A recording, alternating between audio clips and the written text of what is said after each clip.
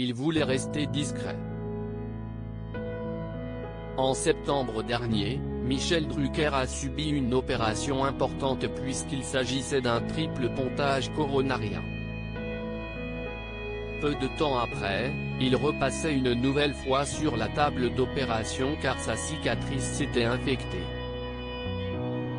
Ce n'est que quelques semaines plus tard qu'il avait révélé avoir été victime d'un streptocoque, une bactérie responsable de nombreuses infections bénignes.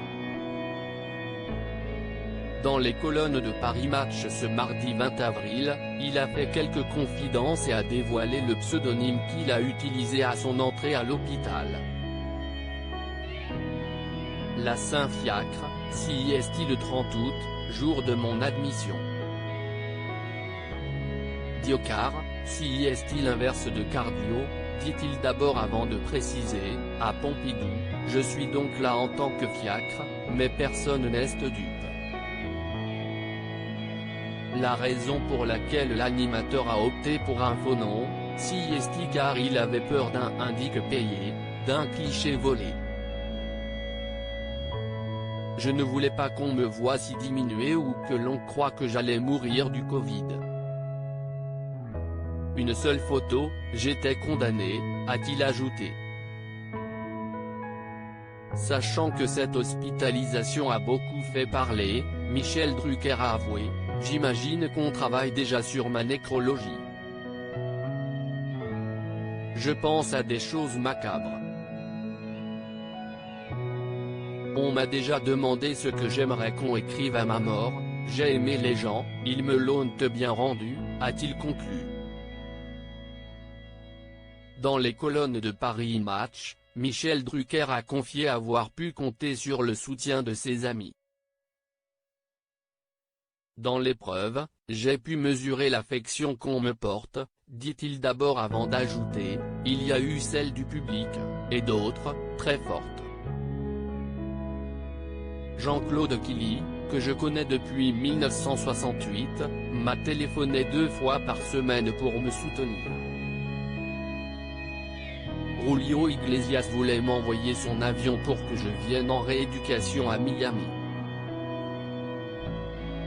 Brigitte Macron m'a souvent appelé, le président a pris de mes nouvelles. Céline Dion m'a écrit une lettre très touchante, raconte l'animateur.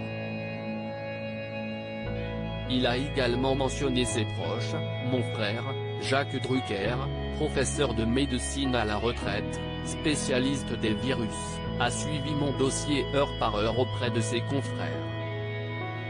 Ma nièce Léa a été extraordinaire.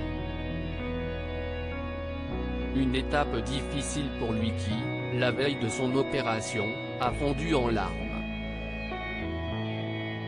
Quand j'ai vu arriver Dany, note de la rédaction, sa femme, j'ai fondu en larmes, raconte-t-il. Grâce au soutien de ses proches, Michel Drucker a pu rapidement se remettre sur pied, la famille s'est soudée autour de moi. Cette épreuve nous a encore plus rapprochés, conclut-il.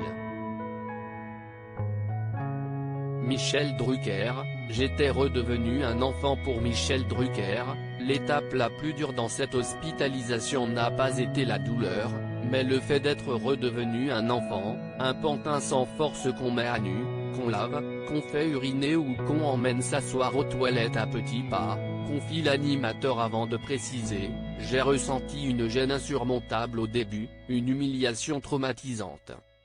Tout me faisait paniquer, j'appelais sans cesse les infirmières.